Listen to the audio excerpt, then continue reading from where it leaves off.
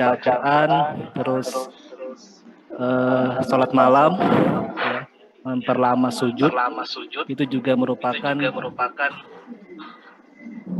manfaatnya sangat besar untuk meningkatkan saturasi. Ya, kalau dari Ustadz, terapi apa yang tepat ketika kita melakukan isolasi mandiri khususnya untuk menaikkan iman dan imun kita?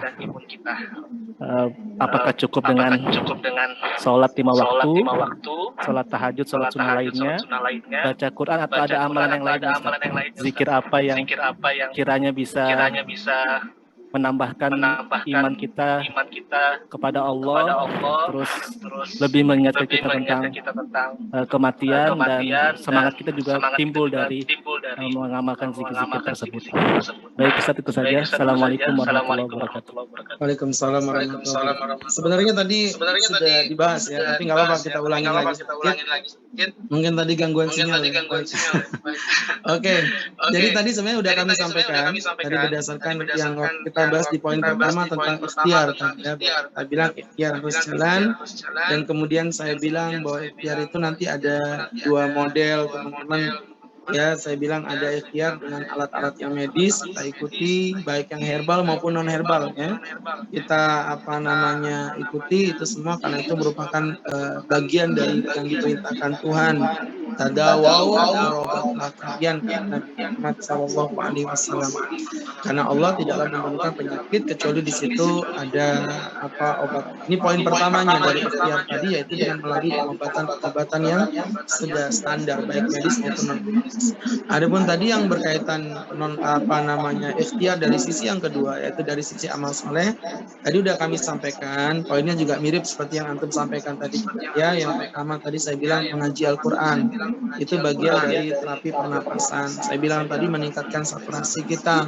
Ya, jadi kalau kita ngaji Quran, ya teman-teman yang dirahmati Allah, insya Allah saturasinya akan naik. Kenapa? Karena itu seperti senam olahraga, senam paru-paru. Ya. Waktu selesai dari masa COVID itu saya dikasih oleh dokter paru-paru di RSPB itu, Dokter Subagio, Prestis, Ustadz nanti olahraga ya.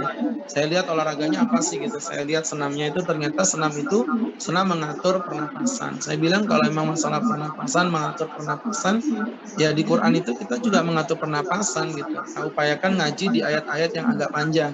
Ya, juz-juz awal 1, 2, 3 itu agak panjang. Nah, di situ nanti kita kan ngatur pernapasan. Kalau belum waktunya wakaf kan kita akan berupaya sekuat tenaga kita untuk sampai ke wakafnya. Itu sebenarnya juga bagian dari cara kita mengatur pernapasan. Karena memang virus ini unik ya. Virus COVID itu kalau udah masuk, dia nyebarnya tuh kemana-mana gitu.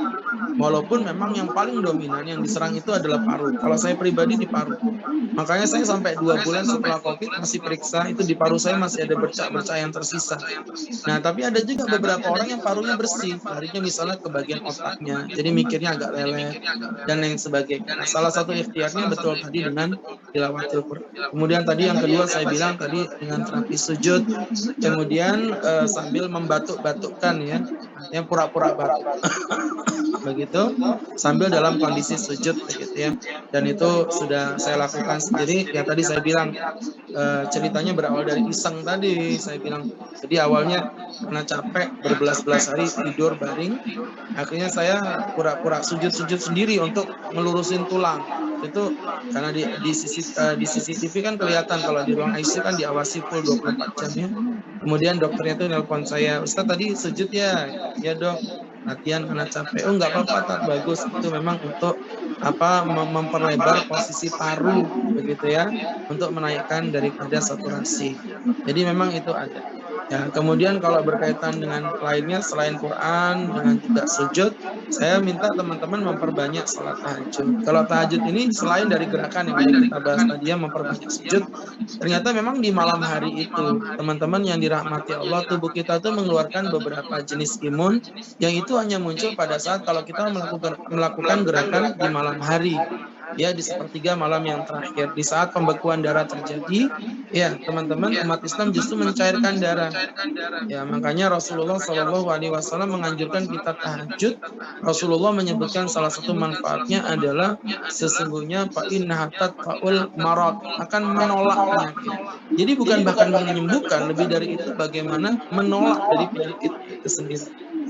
yaitu dengan terapi daripada tahajudnya ya. Kemudian selain sholat tahajud juga Ustaz sering bilang, tadi juga Ustaz sampaikan, mendoakan orang lain ya. Mendoakan orang lain itu juga bagus, dan juga kalau bisa sih disisipin dengan sedekah. Ya, telepon sama saudaranya yang di luar, "Bang, tolong ya sedekahin ini nanti saya ganti duitnya, saya transfer, niatkan untuk saya mendapatkan kesembuhan." Karena sedekah itu tadfa'u ghadabar Rabb, akan menolak daripada kemurkaan Tuhan yang diberikan kepada kita. Mungkin seperti itu Mas. Wallahu a'lam bishawab.